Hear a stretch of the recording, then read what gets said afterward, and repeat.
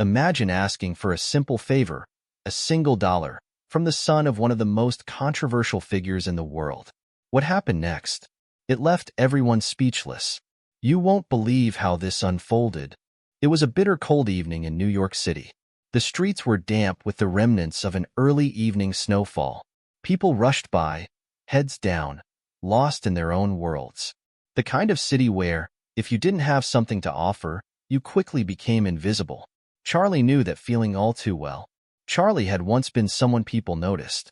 In his mid-40s, with weathered features and a graying beard, he was a stark contrast to the man he used to be, a proud construction foreman, strong, dependable, and respected. That was before the accident, before the fall that took not only his ability to work, but his family too. A car crash on a rainy night that left him unable to walk for months, and in those months, his wife found someone else. His kids, they moved away, distant, as if his misfortune was contagious. But Charlie's real story wasn't the one he told to strangers. It was the quiet suffering of a man who'd lost everything and fought every day to survive, physically and mentally. That was his reality now. Streets, shelters, and the occasional charity, but mostly silence. Tonight, Charlie was sitting in the corner of a quiet street by Fifth Avenue, his cardboard sign resting on the pavement. Hungry. Anything helps. His fingers were frozen, but he didn't care. He had a routine by now. Watch the people pass by, occasionally catch someone's eye, and hope. But then, something unexpected happened. A black SUV pulled up, its engine hum blending into the city's soundtrack. The passenger door opened, and out stepped a young man, taller than most, dressed in a sleek black coat, his face partially hidden by a hood. It wasn't until he stood under the streetlight that Charlie recognized him. Barron Trump, the son of the former president, only 17 years old, but already carrying the weight of the world on his shoulders. People often talked about him, how he was rarely seen in public, how he avoided the media like a shadow. Barron Trump, the quiet son in a loud, contentious family. Charlie wasn't starstruck. He'd seen his share of wealthy figures walking past, ignoring the faces of those who had fallen through the cracks. But something about Barron's demeanor made Charlie pause. The young man looked at Charlie, really looked at him. Not with pity, but curiosity. It was a gaze that made Charlie feel noticed. "Excuse me," Charlie said, his voice hoarse from the cold. "Can you spare $1?" Barron didn't just walk by. He stopped. For a moment, they stood in silence, the bustling city continuing around them, as if they were in their own little bubble. Charlie wasn't sure if Barron was trying to decide whether to acknowledge him, or if he was simply confused by the request. After what felt like an eternity, Barron spoke. "Why just $1?" Charlie blinked, surprised by the question. "Well, it's all I need right now," he answered, his voice wavering slightly. "I don't need much. Just enough to get something warm. Maybe a cup of coffee." Barron nodded thoughtfully. "Why do you ask for help?" Charlie hesitated. It wasn't a question he was used to. People usually just handed him money or ignored him altogether. Because, well, sometimes it feels like no one sees you anymore.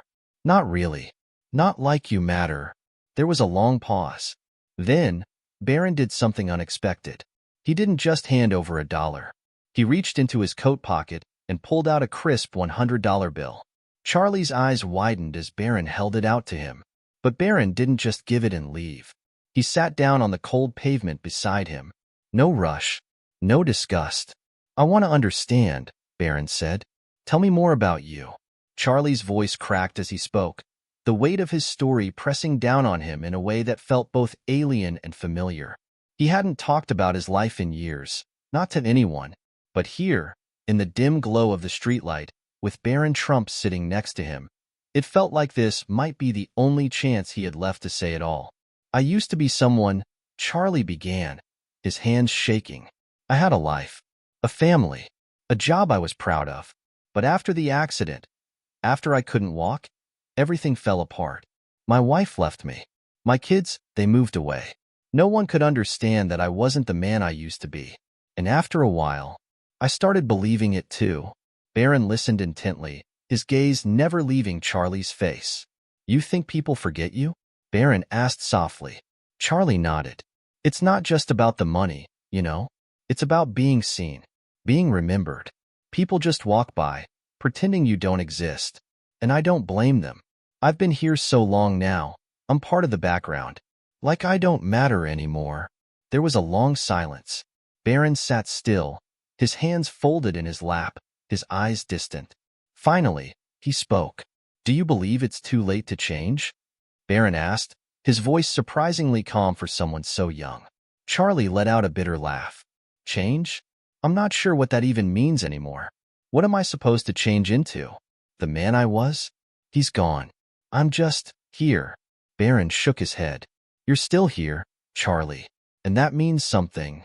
They talked for another hour, the city around them growing quieter as the night wore on.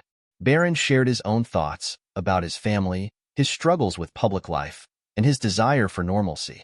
But through it all, one thing became clear. Barron wasn't just offering money. He was offering something Charlie hadn't received in years, genuine human connection.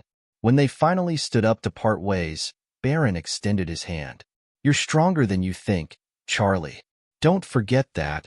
Charlie watched as Barron walked back to his SUV, feeling something he hadn't felt in years, a spark of hope. It wasn't about the money. It was about the reminder that, even in the darkest corners of the world, someone might still see you, might still care. So, what would you have done if you were Barron? Would you have walked past, or would you have stopped to listen? Let us know in the comments.